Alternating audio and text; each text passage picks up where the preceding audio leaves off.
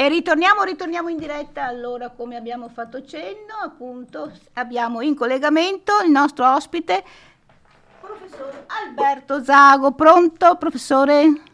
Buongiorno Marisa, un Sì. saluto a lei e a tutti gli ascoltatori. Buongiorno. Storico, docente, come già abbiamo fatto presente, e oggi affrontiamo un problema tosto, un problema molto consistente, perché parliamo appunto, come già abbiamo fatto cenno, questi rapporti conflittuali, Repubblica di Venezia e Chiesa Romana, e dove appunto si inserisce questo mitico personaggio Paolo Sarpi e poi interdetto. Allora, professore Alberto, come era la situazione? Da dove partiamo? Ma allora, guardi, la situazione è piuttosto articolata. Io partirei da un'immagine, la Basilica di San Marco, no? Che conosciamo tutti quanti. La Basilica di San Marco, che oggi è la sede del Patriarca di Venezia in cui celebra la Messa, per molti secoli, per tutta la storia della Serenissima, non era la cattedrale in realtà, era, anche se sembra strano dirlo, la cappella privata del Doge. La Basilica di San Marco era una cappella privata del Doge. Però attenzione, il Doge in realtà sappiamo apparteneva allo Stato, il Doge è sempre inginocchiato di fronte al leone, per cui di fatto era la Chiesa di Stato. Ecco, quindi da un lato una Chiesa che trasuda tradizione cattolica da tutti i pori, perché le statue, le immagini, le scritte, le reliquie, dall'altro lato però Chiesa di Stato, perché il vescovo o il patriarca stava da un'altra parte di Venezia, stava alla chiesa di San Pietro in Castello, che è più piccola, più distante. Insomma, cosa voglio dire? Che Venezia è stata definita lo stato più cattolico ma anche più laico della storia. Certamente è un'iperbole, però rende bene l'idea, perché da un lato la società veneziana, ma lo Stato veneziano era geloso delle proprie tradizioni, della propria storia, della propria religione, ma era anche estremamente geloso della propria autonomia politica, e cioè da un punto di vista decisionale a Venezia decideva l'oligarchia dei patrizi, e le ingerenze della curia romana erano sempre viste con estremo sospetto e si cercò di limitarle il più possibile. Tanto è vero che lungo la secolare storia della Serenissima ci furono 4 episodi di rottura tra Venezia e la Chiesa romana, mai per motivi dottrinali però, sempre per motivi diciamo politici o geopolitici, e in 4 occasioni diverse su Venezia cadde l'interdetto cosiddetto, e cioè una condanna della curia romana, della Chiesa romana, per cui tutta la vita religiosa della città avrebbe dovuto fermarsi, non si potevano più celebrare messe, non si potevano più celebrare funerali, non si potevano più fare processioni e quant'altro. Ecco, la quarta di questa crisi è proprio quella che interessa a noi oggigiorno, e cioè la crisi in cui emerse come protagonista anche il nostro Paolo Sarpi.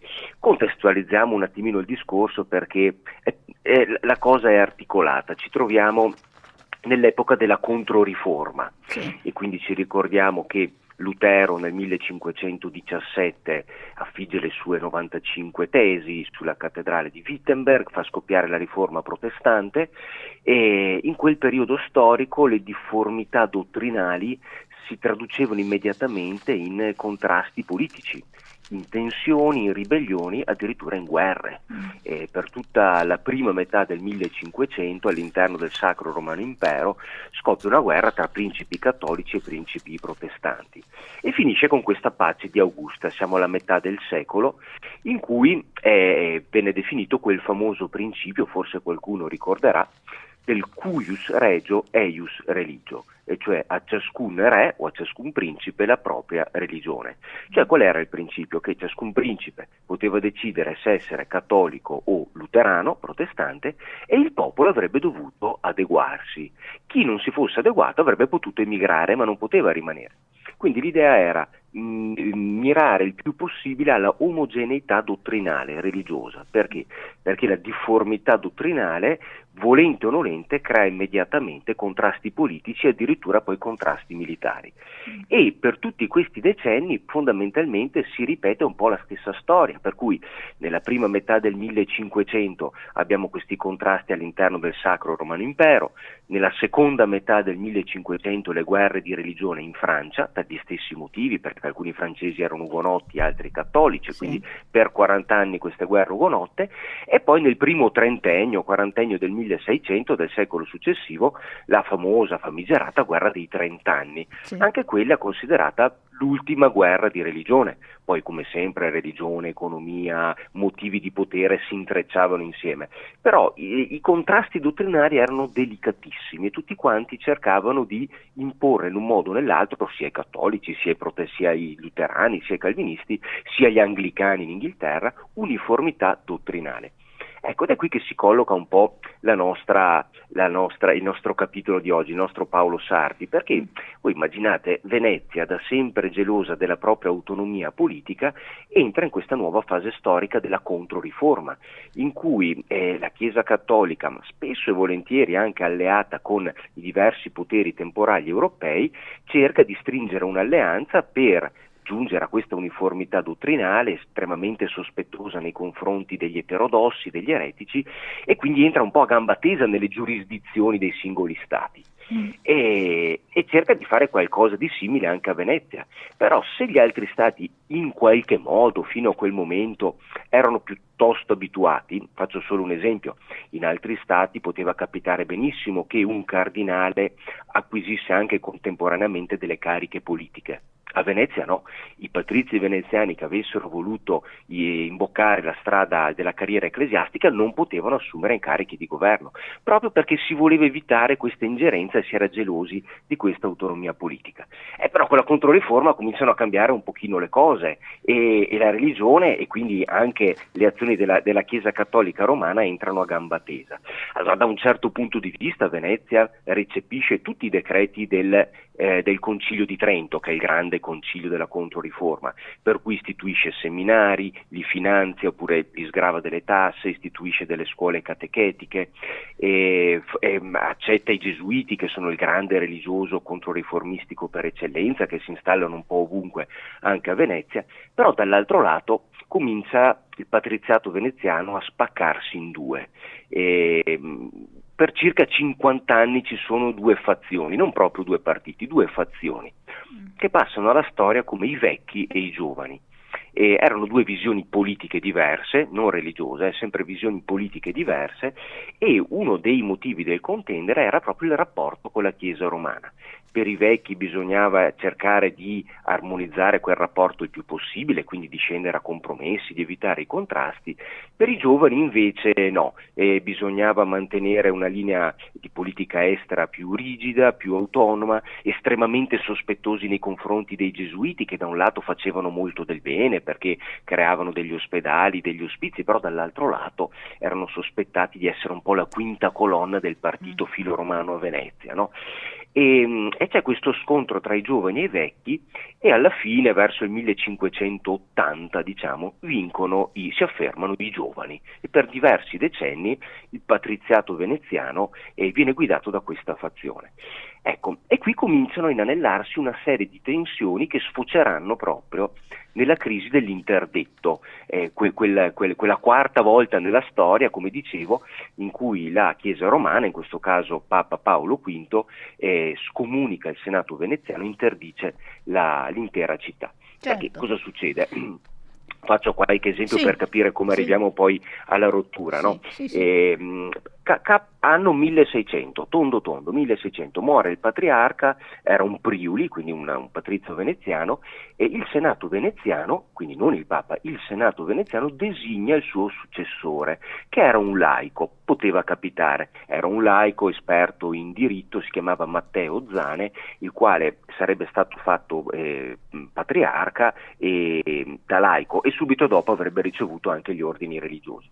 Però e questa era una consuetudine che andava avanti da secoli, ma da 10 anni a quella parte il papato voleva sostanzialmente sottoporre i designati ai vari vescovadi ad un esame di teologia per vedere se i candidati erano idonei o non idonei a svolgere quel ruolo. Perché una delle cose positive della Controriforma fu anche un'attenzione in più nei confronti della preparazione teologica dei candidati. Per Venezia questo era impossibile, perché significava che limitare la propria autonomia decisionale, perché in ultima analisi sarebbe stata Roma a decidere se quel candidato proposto dal Senato fosse stato idoneo oppure no, e quindi si creano delle tensioni. Poi la cosa venne risolta in maniera un pochino curiosa, perché Matteo Zane va a Roma, ma dalla prospettiva di Venezia per ricevere gli onori perché stanno per diventare arcivescovo, dalla prospettiva romana invece per farci esaminare. Poi effettivamente ci fu un colloquio tra lo Zane e il Papa Clemente VIII, ma fu un colloquio piuttosto informale dove parlarono del più del meno e la risolsero un po' così, però i motivi di fondo del contrasto rimanevano. E poi ci furono un altro paio di leggi che urtarono molto il partito filo-curiale, filo-romano, e siamo proprio negli anni 1604-1605. Notiamo che nel 1606 poi scoppia la crisi dell'interdetto, per cui siamo proprio alla soglia. Due leggi. Una prima legge veneziana affermava questo, che non era più possibile per gli ordini religiosi costruire ospedali, conventi o chiese o luoghi religiosi senza il consenso del Senato. E questo perché c'erano delle ragioni, perché più o meno un quarto, non è poco, un quarto del patrimonio immobiliare della Serenissima era di proprietà, direttamente o indirettamente, di ordini religiosi, e quindi naturalmente se uno Stato vuole mantenere la sovranità sul proprio territorio deve avere anche una buona fetta del patrimonio immobiliare, e quindi si riteneva che un quarto fosse più che sufficiente. E un'altra legge riguardava, che ha un po' lo stesso significato, un'altra legge riguardava la possibilità che avevano i laici di alienare i propri beni a ordini religiosi, o per beneficenza o per testamento, ma se un laico in sostanza avesse voluto cedere della propria ricchezza o in denaro o in qualsiasi altra forma ad ordini religiosi, poteva farlo, ma previa autorizzazione del Senato veneziano. Lo scopo del provvedimento è quello di prima, insomma, cercare di mantenere entro certi limiti anche il potere economico e territoriale, se vogliamo, no, degli ordini religiosi. Ecco, su questo terreno arriviamo proprio al 1606, l'anno in cui scoppia la crisi, e poi qualche mese prima, insomma, accadono due eventi particolari. Vengono arrestate due persone. Uno era un canonico vicentino, fatto arrestare dalle autorità di Venezia perché aveva preso a male parole una donna, e un altro era un abate di Nervesa, in provincia di Treviso, attualmente Nervesa della Battaglia, e questo invece si era macchiato di reati più gravi, era accusato di omicidio, di stupro e di una serie di altre terribili violenze, fatti arrestare dalle autorità veneziane. Ora, attenzione, perché questi due personaggi da un lato ricoprivano un incarico ecclesiastico, canonico l'uno, abate l'altro, ma erano dei laici, non vestivano l'ordine sacro, e Venezia quindi non si fa troppi problemi nell'arrestarli per sottoporli a processo. E qui però interviene il papato, perché da pochi mesi a quella parte era salito al soglio pontificio un nuovo papa, Camillo Borghese, famoso Paolo V.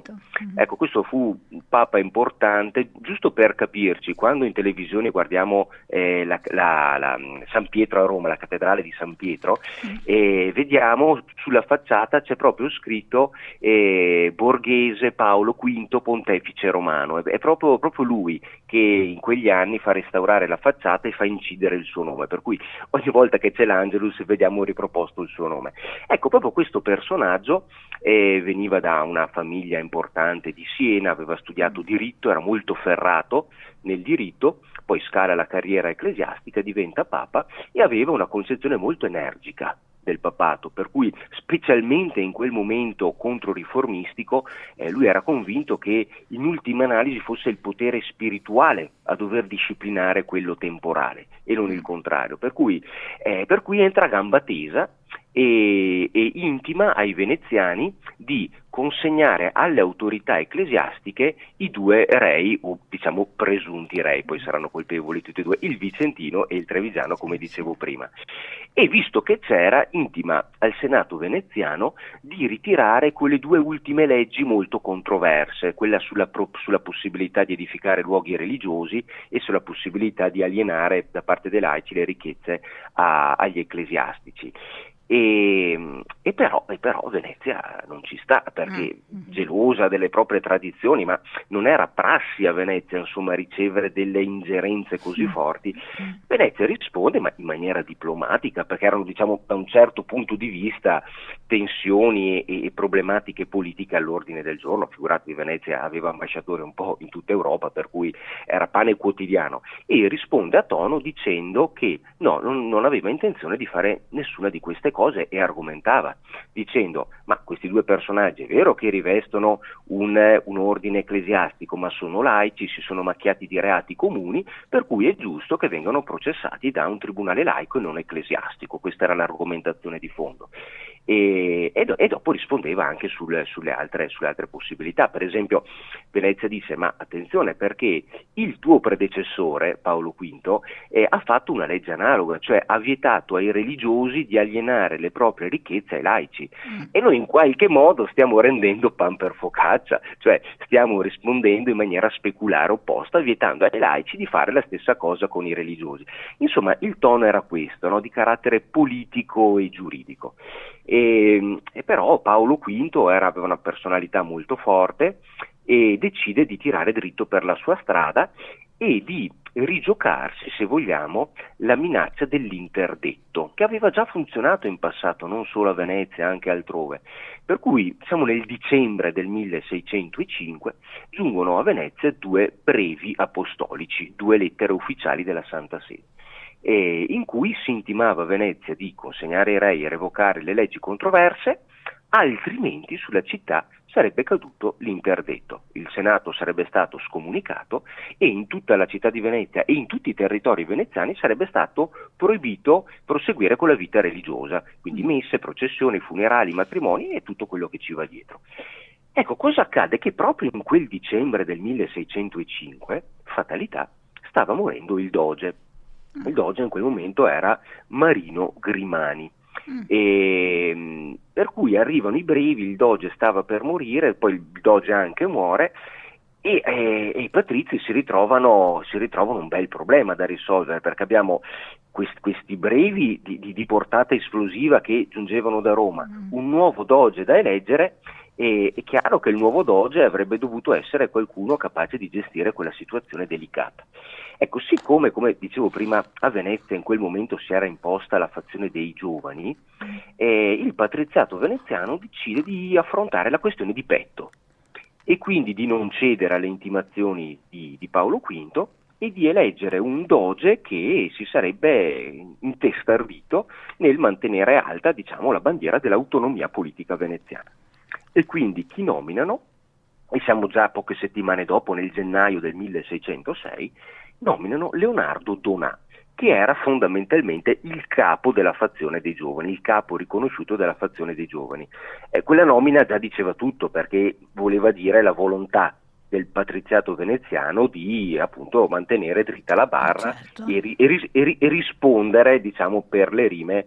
E Leonardo Donà viene eletto. Naturalmente però Donà era già piuttosto avanti con gli anni, come tutti i dogi, perché i dogi in genere venivano nominati a tarda età, intanto perché erano più saggi, avevano fatto esperienza, e poi perché diciamo, essendo quella dogale una carica vita, sarebbero, diciamo così, morti di lì a poco, per cui ci sarebbe stato un maggior riciclo nella classe dirigente. Sì. Ecco, però anche questa era una tecnica che contribuì a mantenere dei sani equilibri all'interno del patriziato veneto. Comunque, ad ogni modo, il Donà aveva già la sua età, e tra l'altro era un personaggio, il Donà, capo dei giovani, ma quasi in odore di santità. Lui aveva una disciplina, una spiritualità, una dedizione alla preghiera straordinarie. volevano farlo cardinale a un certo punto da Roma, lui rifiuta perché non si sentiva degno, ma per dire, lui è uno che è rimasto scapolo tutta la vita perché in giovane età aveva fatto un voto di castità all'Onnipotente e vi rimase fedele per tutta la vita, per cui stiamo parlando di una persona profondamente cattolica ma politicamente gelosa e custode delle libertà tradizionali del patriziato veneto. Insomma, il Donà si rendeva conto che per respingere l'offensiva anche teologica, non solo giuridica e politica da parte di Roma, perché poi naturalmente le argomentazioni e le giustificazioni dal diritto sfociano nella teologia, aveva bisogno di qualcuno esperto in teologia e in diritto canonico. Lui non lo era esperto in altre cose, ma... E allora decide di nominare come consultore in iure, cioè consultore di diritto, consultore ufficiale, un frate di cui fino al giorno prima, diciamo, sì, i veneziani lo conoscevano, ma nessun altro, una figura che era rimasta molto in ombra fino a 53 anni, perché aveva 53 anni. Ed era questo frate servita, cioè appartenente all'ordine appunto dei servi di Maria, che si chiamava Paolo Sarpi, è il nostro Paolo Sarpi, sì. Il quale accetta volentieri. E per lui è veramente per lui cambia totalmente la vita, perché fino a quel momento si era dedicato più che altro a studi scientifici, neanche troppo teologici. Da quel momento lì si butta a capofitto nel diritto, nell'economia, nella politica e diventerà la vera anima, diciamo, teologica della resistenza di Venezia, perché ad ogni nuova offensiva, ad ogni nuova argomentazione proveniente da Roma, c'era qualcuno a Venezia che citava i versetti giusti, che citava il padre della Chiesa, che citava il canone del diritto, che citava il concilio ecumenico, quindi diciamo il maggior conoscitore del diritto in quel momento, che poteva rispondere agli attacchi che provenivano da Roma. Ecco, teniamo conto che Paolo Sarpi assume un atteggiamento anche abbastanza radicale, fin troppo radicale a dire il vero, perché lui ambiva a tradurre quello scontro locale, perché alla fine dei conti era uno scontro locale tra Venezia e Roma, in uno scontro universale. Lui avrebbe voluto che Venezia si mettesse a capofila di diverse altre potenze cattoliche per convocare un concilio da opporre al Papa. Per fare che cosa? Ma per separare le potenze cattoliche da Roma? Per riformare dall'interno la Chiesa romana? Diciamo, non lo sappiamo, però era un'ambizione quasi più personale, veramente esagerata, tanto che i suoi stessi colleghi, il clero veneziano, gli stessi patrizi veneziani non lo seguirono su questa via. Quindi se da un lato il Sarpi cercò di usare Venezia per amplificare quello scontro a livello europeo, diciamo furono molto più saggi i patrizi veneziani a contenere e a valorizzare il Sarpi entro i limiti più consoni, insomma, certo. La situazione. Anche perché Venezia non voleva assolutamente provocare uno scisma, perché ripeto, era una città assolutamente cattolica, però voleva ribadire al Papa e al mondo intero, perché tutti quanti a un certo punto avevano gli occhi su quello scontro che si stava consumando in laguna, che Venezia era dalla parte della ragione. Questo era lo scopo ultimo dei veneziani. E allora cosa succede? Che già nell'aprile del 1606 il Donà e il Sarpi insieme, diciamo, perché fanno coppia fissa in questo momento, si oppongono a Roma e a tutte le sue richieste, e in quell'aprile del 1606 cade l'interdetto sulla città, per cui da Roma giunge l'obbligo che tutta la vita religiosa di Venezia dovesse fermarsi. E Venezia risponde per le rime, e anche qui risponde per le rime grazie soprattutto al Sarpi e ai suoi consulti, cioè ai suoi suggerimenti giuridici, che poi generalmente venivano più o meno presi pari pari e riutilizzati. In sostanza, e quindi produce un documento, Venezia, che si intitolava Protesto. Quindi arriva l'interdetto da Roma e Venezia risponde con questo documento Protesto, in cui si dice che quell'interdetto non era giusto, perché non aveva fondamenti nella Bibbia, quindi nel testo sacro, non aveva fondamenti nei padri della Chiesa, quindi i primi eruditi cristiani che definirono la dottrina cattolica, non aveva fondamenti nei sacri canoni, quindi nei canoni dei concili, e quindi era illegittimo. E però finiva quel protesto con un'invocazione al Padre Eterno, all'Onnipotente, affinché illuminasse il Papa per fargli fare marcia indietro. Quindi l'idea non era quella di strappare da Roma, era quello di trovare, insomma, una forma di accomodamento, ecco, però che salvaguardasse le tradizionali autonomie veneziane. Ecco, e con quel protesto ovviamente il Senato veneziano allo stesso tempo intima, quindi o con le buone o con le cattive, intima a tutti i sudditi sia di Venezia, sia dello Stato da terra o dello Stato da mare, quindi tutti i domini veneziani, a ignorare l'interdetto papale e a proseguire con la vita religiosa come nulla fosse accaduto. Questo lo diceva soprattutto ovviamente al clero e agli ordini religiosi. Ed effettivamente le cose proseguirono quasi come se nulla fosse accaduto. E di lì a poco ci sarebbe stata la processione del Corpus Domini a Venezia, affollatissima, ovviamente assume un carattere politico, e appaiono delle scritte: date a Dio ciò che è di Dio e date a Cesare ciò che è di Cesare. Versetto biblico che dice che cosa? Beh, nelle questioni temporali appunto il doge Venezia o il principe di turno deve essere autonomo, e così via. E anche tutto sommato anche nello Stato da terra, e quindi Friuli Venezia Giulia, Veneto, la Lombardia, la vita religiosa prosegue. A Brescia c'è stato qualche problemino, qualche sacerdote non voleva celebrare messa, però le autorità veneziane mandano gli ispettori, insomma, e li fanno cambiare idea. Ecco, a dire il vero, però, a dirla tutta, Venezia riesce a ottenere questo proseguimento della normalità nella vita religiosa anche attraverso le minacce, perché a coloro che non avessero proseguito nella normalità della vita religiosa veniva prospettata addirittura la pena di morte.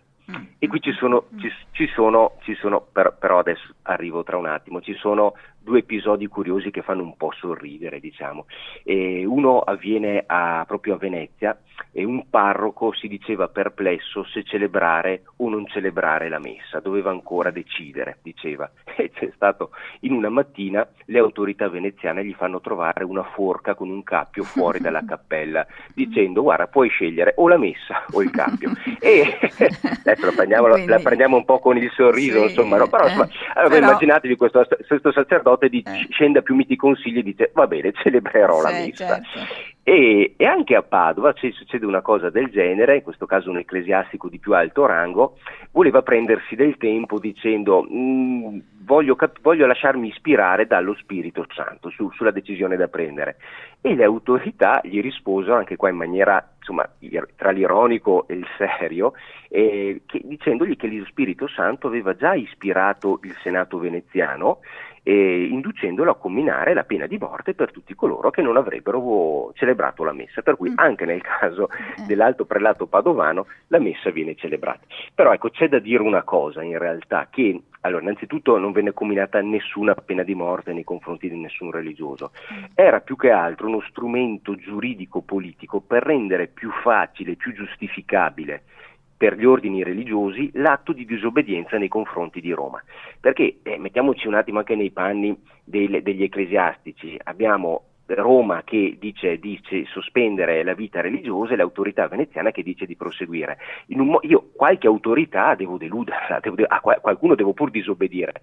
Allora sarebbe stato più facile per gli ordini religiosi giustificare la propria disobbedienza a Roma dicendo che dall'altra parte c'era lo spauracchio della pena di morte, piuttosto che con altre argomentazioni, per cui diciamo che questo fu uno strumento dato anche qui in maniera, se vogliamo, pragmatica e saggia dalle autorità veneziane nelle mani dei religiosi per poter disobbedire più facilmente. Ecco, è pur vero che alcuni ecclesiastici, alcuni religiosi vennero imprigionati, quello sì, coloro che volevano rimanere fedeli alla linea di Roma, ed è pur vero che altri vennero cacciati.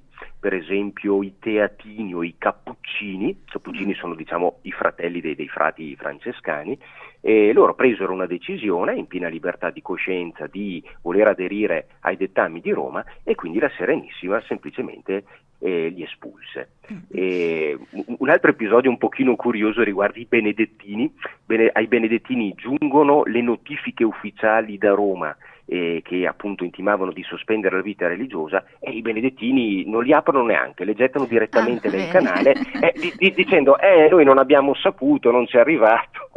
E insomma funzionava in qualche modo anche così. La cosa più seria in realtà riguardava i gesuiti, perché i gesuiti era il vero, ripeto, era l'ordine religioso protagonista della Controriforma, l'ordine più colto, più potente, più preparato, più capace, era fedelissimo al Papa. I gesuiti erano quelli che andavano in Europa, mandavano in Cina a evangelizzare, a recuperare le terre protestanti al cattolicesimo, cioè era un ordine estremamente valido. Addirittura in quegli anni avevano creato una scuola a Padova di preparazione all'università. Sappiamo che a Padova c'era e c'è ancora una università prestigiosissima, ma nel giro di pochi anni quella scuola preparatoria gesuitica comincia a fare concorrenza proprio allo studio patavino, per dire, e quindi intervengono le autorità e dicono ai gesuiti: no, dovete ridurre il numero dei corsi, ridurre l'approfondimento, perché non dovete entrare in concorrenza. Cioè, per dire, era un ordine che sapeva il fatto suo.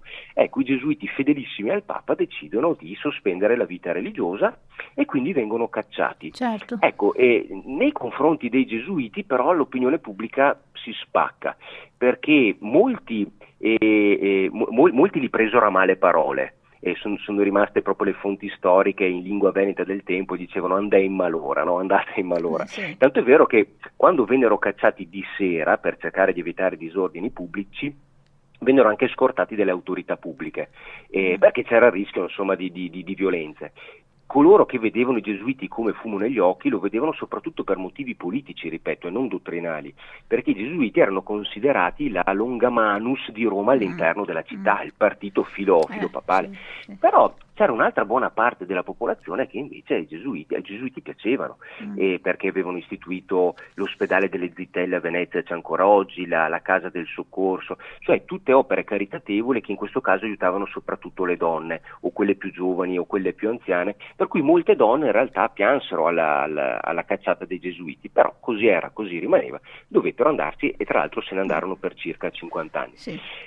E allora l'interdetto, prego. Alberto, torniamo al nostro interdetto. Quanto durò in termini temporali? Ecco, che durata ebbe? Un anno giusto, dall'aprile di quel 1606 fino all'aprile dell'anno successivo, e fu appunto allora l'interdetto fu in realtà poi solo sulla carta, perché la vita religiosa prosegue in maniera normale, però fu un periodo carico di tensioni enormi, perché ad un certo punto si ventila l'ipotesi della guerra addirittura, perché sembrava che la Spagna potesse approfittare dell'interdetto per poter attaccare Venezia e recuperare Venezia alla fedeltà a Roma. E tanto che Venezia comincia a armarsi, non era solo una paura psicologica, comincia ad arruolare truppe, comincia a fortificare le mura, mette in mare una flotta di 70 galere, e però se la Spagna avesse dichiarato guerra sarebbe entrato in guerra anche l'Austria, perché erano entrambe potenze asburgiche, ma se fosse entrata l'Austria probabilmente sarebbe entrata a fianco di Venezia la Francia, e forse anche l'Olanda e l'Inghilterra, cioè voglio dire, la guerra mondiale.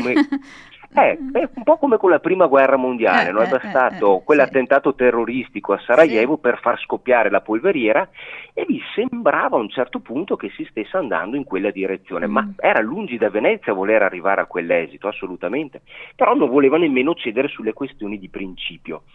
E allora cosa succede? Che in realtà, per fortuna, la guerra non scoppia, però in tutto il periodo dell'interdetto, quindi in tutti quei mesi incandescenti, si scatena la cosiddetta, è passata così alla storia, la guerra delle scritture, che tutto sommato è molto meglio rispetto alla guerra alla guerra combattuta, insomma, no? Quindi una guerra che si consuma a colpi di penni di carta, di citazioni, e qui è di documenti, e qui è veramente una guerra tra giganti, perché Roma schiera i suoi teologi più brillanti, due nomi insomma conosciuti: uno era il cardinale Roberto Bellarmino, il teologo di riferimento per eccellenza, era un gesuita, considerato il martello degli eretici, una persona di straordinaria competenza, e insomma lui non si scomodava per questioni di secondo piano, ecco, quando si scomodava lui vuol dire che le questioni scottavano. E l'altro era Cesare Baronio, insomma i due teologi di riferimento di Roma, i quali sostanzialmente, proprio semplificando, affermavano che cosa? Che in questi casi qui di attrito e di frizione, in ultima analisi dovesse essere il potere spirituale a disciplinare quello temporale e non viceversa.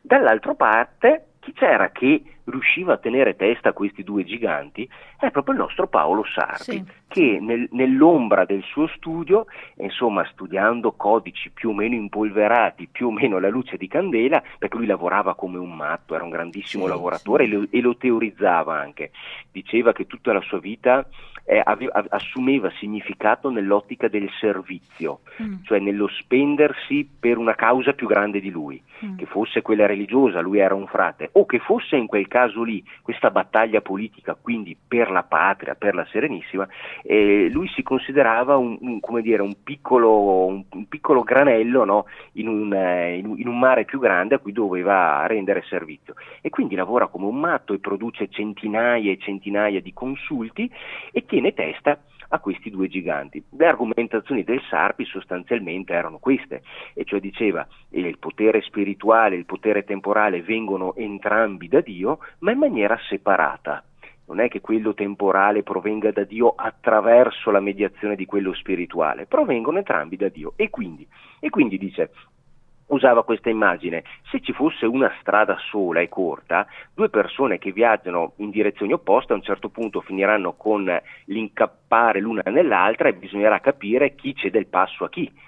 E invece dice, se ci fossero due strade, come è il nostro caso, per cui il potere spirituale da un lato e il potere temporale dall'altro, chi cammina non intralcia mai l'altro, ciascuno percorre la propria strada, è autonomo nella propria strada e senza interferire nella strada altrui, per cui è giusto che gli ordini religiosi, il potere religioso si prenda cura delle anime, dell'etica pubblica e di tutto quello che ruota attorno a queste cose, giusto anche che il potere politico si prenda cura della sicurezza dello Stato, della salvaguardia delle persone, del benessere e di quant'altro, ognuno nel proprio campo, diciamo.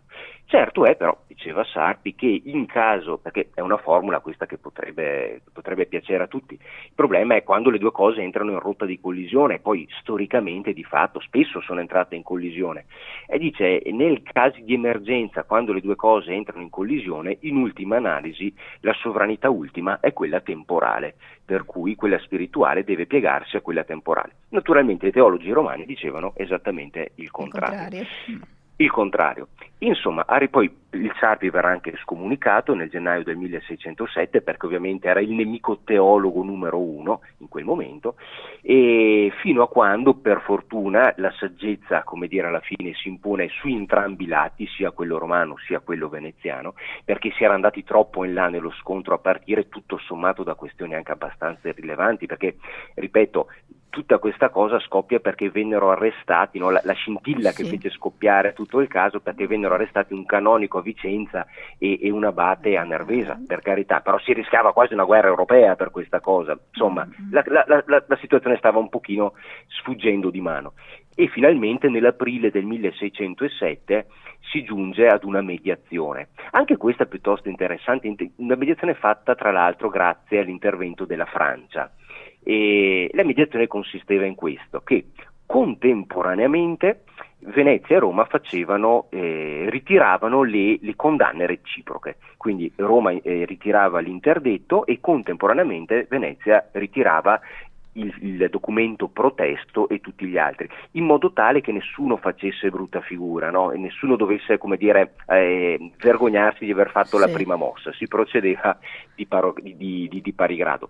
Poi Roma propone anche la soluzione per Venezia, perché aveva ricevuto l'interdetto e quindi avrebbe anche dovuto ricevere poi la soluzione, ma lì le autorità veneziane, e quindi anche qui soprattutto Sarpi, no? Che era sempre lui il regista occulto di queste politiche, si oppongono, perché ricevere la soluzione significava ammettere tutto sommato che si era sbagliato, che si era caduti in uno stato di peccato, per cui non ricevono la soluzione e va bene così. Però allo stesso tempo Venezia cosa fa? In segno di accondiscendenza, per cercare un pochino di armonizzare i rapporti e di buona volontà, libera, scarcera tutti quei religiosi che aveva fatto imprigionare, non erano tantissimi, no? Dicevo prima, perché volevano sospendere la vita religiosa, vengono scarcerati, e consegna anche quei due rei, quel vicentino e quel trevigiano, no, di cui parlavamo, vengono consegnati alle autorità ecclesiastiche. Uno dei due, il vicentino, quello che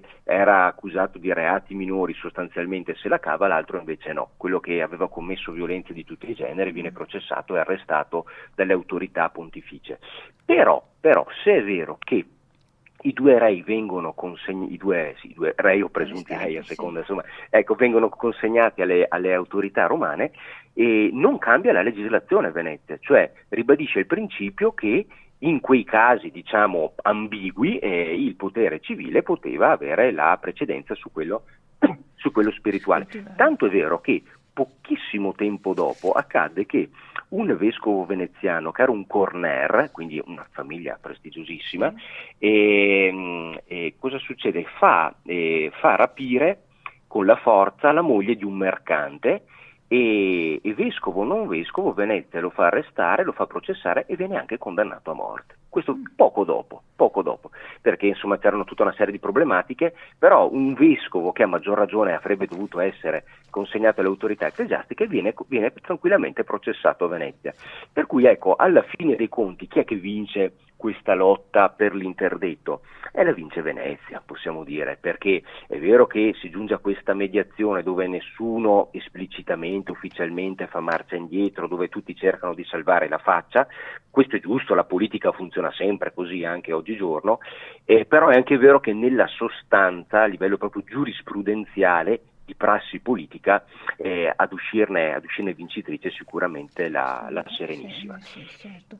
E quindi abbiamo anche il buon senso, abbiamo anche il pragmatismo di Venezia, che non si imbarcava in un conflitto così esteso per risolvere questo problema. Insomma, là viene fuori proprio la saggezza del Senato, che insomma ha cercato di chiudere la vicenda. E Sarpi però è stato anche ferito, vero Alberto? Sì, infatti la vicenda, diciamo, finisce così come abbiamo detto, però non per Venezia e per Roma, ma per Sarpi no, perché è finito, allora Roma rimane scornata e a questo punto chiede a Venezia di consegnare i teologi che si erano più compromessi nella lotta con l'interdetto, ma Venezia assolutamente no, non li consegna, li difende, e tra questi soprattutto Sarpi. Ecco, se c'era un personaggio che Roma avrebbe voluto processare per una serie di idee, tra l'altro anche non tutte prettamente ortodosse, era proprio il Sarpi, però Venezia assolutamente non ci pensa. E cosa accade? Che in qualche ambiente romano si comincia, voi pensate però al clima storico, cioè si rischiava una guerra europea, si erano esacerbati a tal punto gli animi che c'erano proprio sentimenti di odio fortissimo tra una parte e l'altra, e in qualche ambiente romano si comincia a pensare di mandare dei sicari per eliminare il Sarpi, e questo viene subodorato dal cardinale Roberto Bellarmino, di cui parlavo prima, il quale, è vero che fu acerrimo nemico teologo del Sarpi, però era un personaggio di tutto rispetto, il Bellarmino, tanto è vero che fece sapere al Sarpi di stare bene attento e di guardarsi le spalle, perché sospettava un attentato nei suoi confronti, per cui lo avverte prima. E però non fu sufficiente, perché siamo nel novembre di quell'anno, del 1607, quindi pochi mesi dopo la fine dell'interdetto, e tre scagnozzi aggrediscono il Sarpi a Venezia, sul ponte di Santa Fosca, per chi conosce la città, perché proprio è uno dei ponti, non il ponte, è uno dei ponti che collega, diciamo, il convento dei Serviti, dove viveva il Sarpi, con Palazzo Ducale, quindi un ponte che lui attraversava tutte le mattine, perché lui andava sempre a lavorare a Palazzo Ducale, e viene aggredito da questi tre sgherri armati di coltello. Uno era un veneziano, uno era un anconettano e uno era un bergamasco.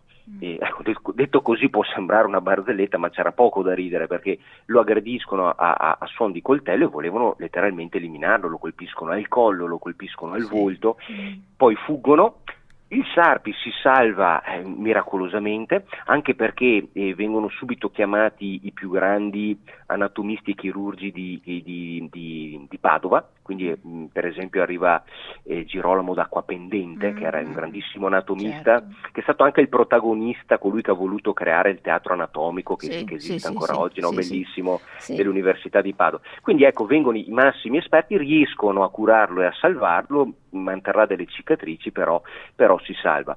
Il Senato veneziano furibondo pone una taglia sugli sgherri, giusto per capire che non si scherzava su queste cose, per cui certo. coloro che avessero consegnato a Venezia i tre scagnozzi vivi avrebbero ricevuto una marea di denaro. Perché li voleva vivi Venezia? Perché doveva fargliela pagare, perché se fosse riuscita Venezia a mettere le mani su questi tre personaggi, li avrebbe portati sul ponte di Santa Fosca, dove avevano aggredito il Sarpi, e lì gli avrebbero tagliato le mani destre, perché sono quelle che avevano usato per maneggiare il pugnale. Ma non finiva lì, poi venivano con delle corde aggiugate a dei cavalli, sarebbero stati trascinati per le calli veneziane fino alla piazzetta di San Marco, dove ci sono le due colonne, e tra le due colonne, che era il luogo tradizionale in cui avvenivano le esecuzioni capitali, lì sarebbero stati prima decapitati e poi squartati. Ecco, questo era il contesto. Però per capire anche la violenza politica, no, cui si giunse, cioè era un contesto insomma estremamente serio. Però Venezia non riuscì mai a mettere le mani sui tre scagnozzi, perché questi fuggirono dove pensavano di poter ottenere protezione politica, perché a quel punto lì diventavano, diciamo così, dei ricercati internazionali, e fuggono nello Stato della Chiesa, che fino a qualche mese prima era in aperto contrasto con la Serenissima. E lì si venne poi a scoprire che la loro mano venne mossa, diciamo l'attentato venne orchestrato da un parente del Papa, un borghese. E, il Papa non ne sapeva nulla, però appunto un suo parente aveva organizzato la cosa. Allora passa qualche settimana, qualche mese, si comincia a fare luce sull'episodio, anche il Papa viene a conoscenza della cosa, e alla fine è il Papa stesso, Paolo V, che interviene, e non estradando i rei a Venezia, perché l'estradizione è una cosa che non avveniva generalmente in quel periodo, però facendoli arrestare e richiudendoli nel carcere di Civitavecchia, per cui alla fine finiscono in carcere. Diciamo meglio in carcere a Civitavecchia piuttosto probabilmente che condannati a morte a Venezia. Ecco, questa è un po' E dopo, tra l'altro, il Sarpi subirà un altro attentato, meno famoso, se la caverà anche nel secondo caso, da parte di un confratello, però sempre per motivazioni politiche, e rimarrà comunque consultore in iure, quindi diciamo tecnico che coadiuvava la Repubblica ufficiale fino alla sua morte, quindi fino al 1623. E il suo operato fu fondamentale perché lui produsse centinaia, anzi addirittura migliaia di consulti durante tutta la sua vita, alcuni molto brevi, mezza facciata, altri molto più lunghi, e la sua produzione giuridica fu così importante che alla sua morte la Serenissima decise di fare indicizzare tutti i suoi scritti e di creare dei sommari, in modo tale che tutti i giureconsulti che gli fossero subentrati in quel ruolo potessero attingere a tutto quello che aveva prodotto con estrema facilità, o per argomento o per altri criteri, e Venezia comincia a dotarsi, anche grazie a Sarpi, dicono almeno così gli esperti della storia del diritto, di un diritto ecclesiastico tra i più moderni in Europa in quel momento, siamo nel 1600. Per cui insomma Sarpi poi muore, però questa vita a servizio della fede da un lato, perché era un frate, e delle autorità veneziane dall'altro, e dopo gli sopravvive, e ancora per molti decenni insomma il suo lavoro risulterà utile a tutti i suoi successori. Certo, un grande personaggio, carismatico, colto, intelligente, comunque insomma oppositore della Chiesa romana, ma difensore della sovranità dello Stato veneziano, che ovviamente è stato essenziale, fondamentale in questa vicenda, altrimenti tenere testa a un Bellarmino non era così semplice, penso, quindi ci voleva un personaggio di questa portata e di questo calibro. Però va detto, Alberto, che il popolo era tutto con Venezia, era tutto col suo Senato, era unito, perché insomma lì è stata anche la forza di questo Stato veneziano che aveva con sé il popolo. Sì, assolutamente, perché è vero che da un lato c'erano quelle minacce di cui parlavo prima, no? Però è anche vero che a Venezia, ma anche nello Stato da Terra, il popolo comprendeva che quello scontro era di carattere meramente politico. È vero che l'interdetto è un'arma di carattere teologico, però le radici profonde erano assolutamente politiche, giuridiche, e questo la Comuni Soppigno lo comprese senza troppi problemi, tanto è vero che la popolazione si schierò compatta effettivamente a fianco delle autorità. Qualche problemino in più c'è stato con gli ordini religiosi, però era da secoli che, perché noi pensiamo alla società veneziana, è una società in cui era stratificata in maniera organica, per cui c'erano le scuole grandi, le scuole più piccole, c'erano le processioni pubbliche, c'erano i grandi avvenimenti sul calendario che venivano celebrati in piazza San Marco piuttosto che nei singoli sestieri.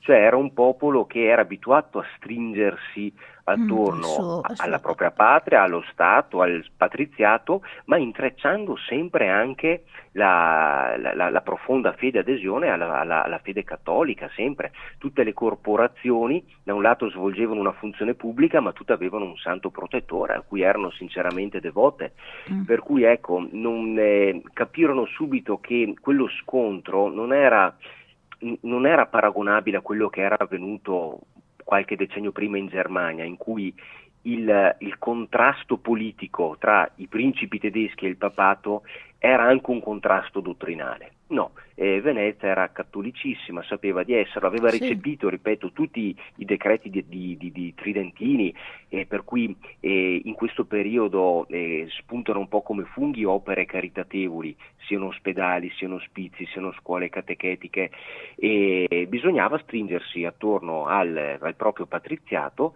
per mantenere quella libertà di cui i veneziani furono sempre molto gelosi, no? I veneziani hanno sempre detto: noi siamo nati in libertà.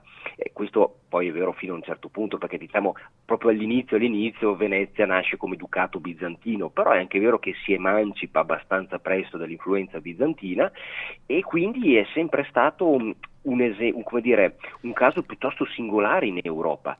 In quel momento in Italia, siamo appunto nel 1600, tutta l'Italia, direttamente o indirettamente, era sottoposta alla Spagna, che aveva imposto la cosiddetta Pax Hispanica. L'unico territorio veramente libero, autonomo, totalmente sovrano, era proprio la Serenissima. E questo lo sapevano tutti, ne erano gelosi, cercavano di conservare questo status, combattendo con le unghie e con i denti, a volte guerre vere, a volte guerre economiche, a volte guerre politiche, ma non si voleva cedere su questo punto. Ed effettivamente alla fine la spuntò proprio Venezia. Certo, mantenne la sua indipendenza per secoli, e quindi insomma ecco, grazie a questa sconfitta della Chiesa romana. Allora, grazie ancora al nostro ospite professore Alberto Zago, storico, scrittore, lo trovate anche nei social, pubblica veramente cose interessanti. Grazie infinite per quello che è il suo intervento. Grazie a lei e a tutti gli ascoltatori. Alla prossima Alberto, grazie. Arrivederci. Arrivederci.